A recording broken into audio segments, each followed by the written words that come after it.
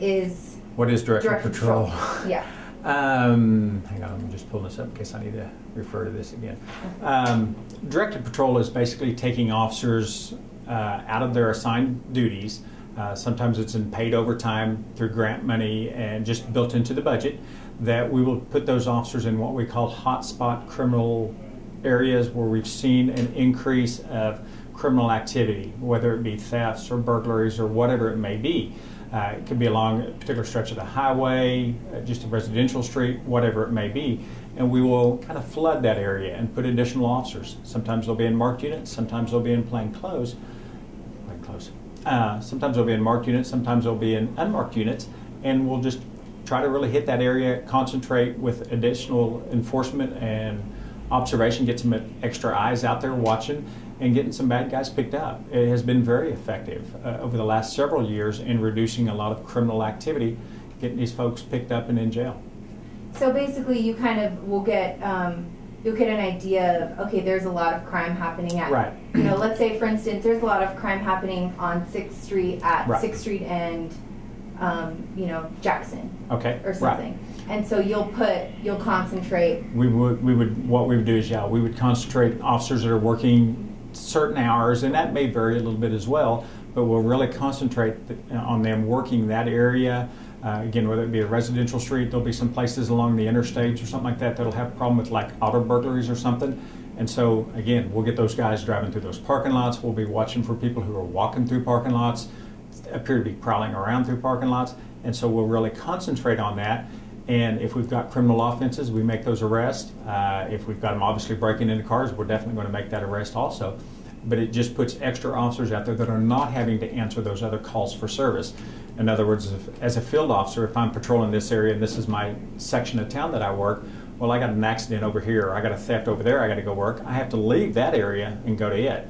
Our directed patrol will not be responding to those calls. All they're going to do is that particular assignment. So it frees up them to do that and concentrate solely on that area and not have the beat responsibilities of taking other reports or checking on other criminal activity maybe.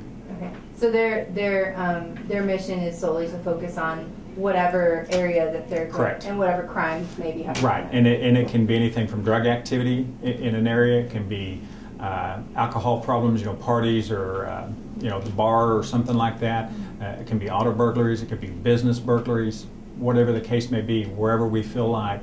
And we meet on a weekly basis and we look at almost like trends or where we're seeing. We're starting to see, we saw X amount of auto burglaries in this stretch of the interstate, you know, 2 or 3 miles or whatever.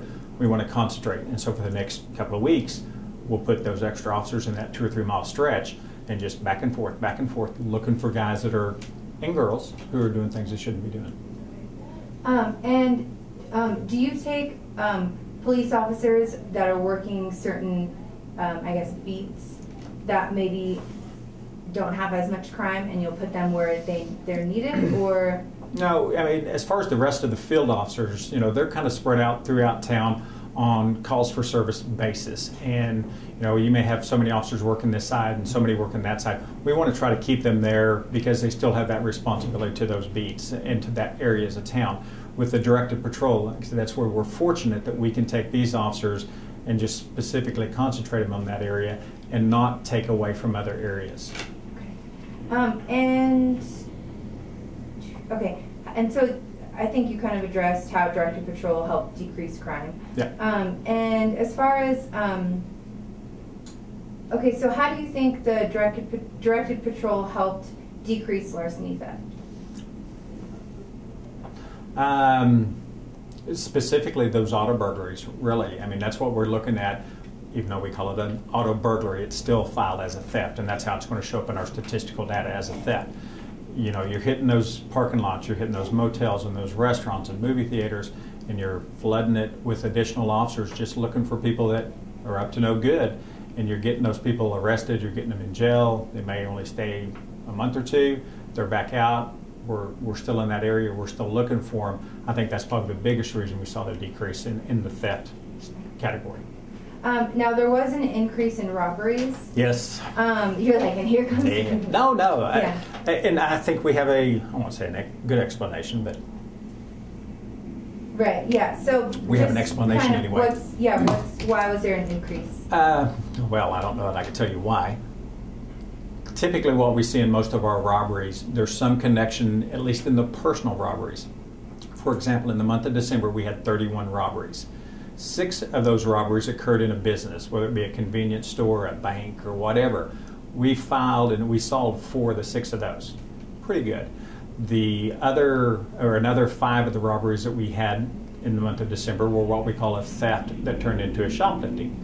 In other words, somebody goes in and steals a 12-pack of beer or some meat or something like that, and tries to go out the store and shoves a manager or an employee away. That becomes a robbery. We solved 5 out of the 6 of those. 4 out of 5. Hell, I'm losing track. I've done this too many times. Anyway, you'll figure it out. I just got to make sure where I'm at. Yeah, it was actually 4 of the 5 shoplifting turned robbery. But we had 17 what we call personal robbery. That's where an individual is walking down the street, through a parking lot, wherever, and he's approached either by an individual or maybe a group of individuals, and he's mugged or robbed, sometimes at knife point, sometimes at gun point, sometimes just by their physical force. We only solved 1 of those, but what we have found through our investigation is the vast majority of those personal robberies, there's some connection between the victim and the suspect. They were involved in maybe some illegal narcotic activity, maybe alcohol involved, maybe gang involvement. Could have been an ex-boyfriend or girlfriend got into a shoving match and one steals the phone from the other one. Well, technically it's a robbery, but it's not a robbery that most of our citizens really need to, I guess, worry about and be panicked about, because if you're not out at places that you're not supposed to be, you're not involved in criminal activity, getting drunk and hanging out with people you don't really know, that's where we're seeing those personal robberies. And why they were up, really couldn't tell. Most of the time it's just being in the wrong place at the wrong time. Again, it's because it's alcohol related or gang or drug related that things like that sometimes can happen. So for the most part, most citizens, it would never be an issue to. Okay. And how are you in the future, within this next year, going to use direct patrol assignments to reduce robbery?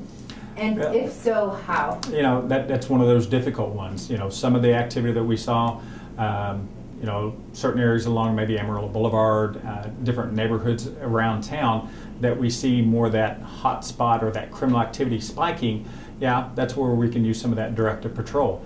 But at midnight or even 10 o'clock at night, somebody's walking down from one place to another, whether it be on a boulevard or on I-40 or wherever, and maybe they've been drinking or they've been having problems with an ex-coworker or whatever.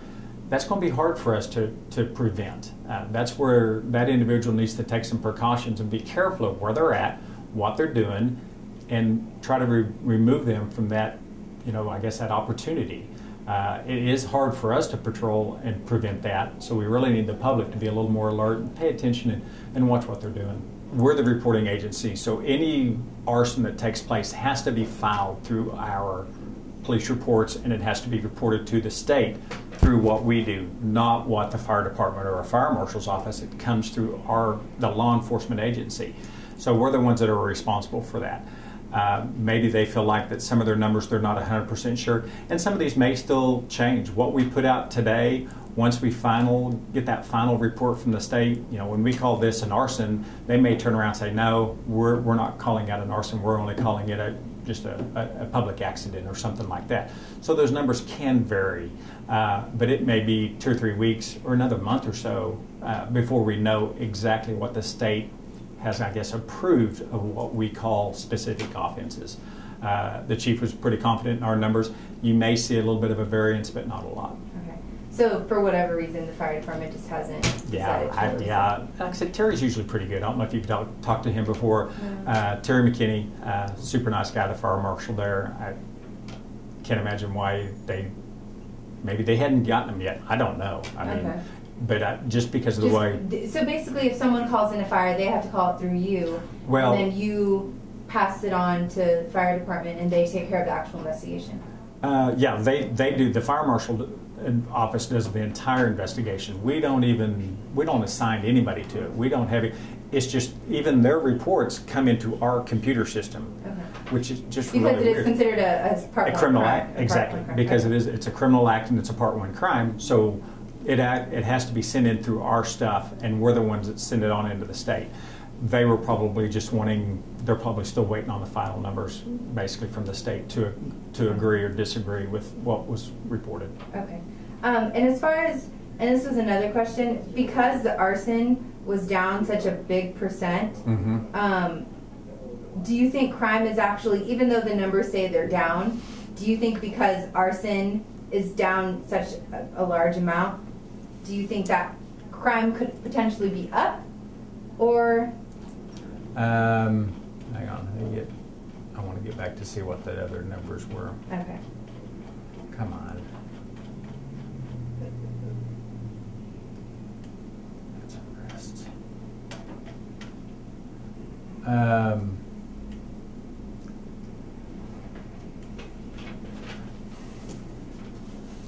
What's our numbers?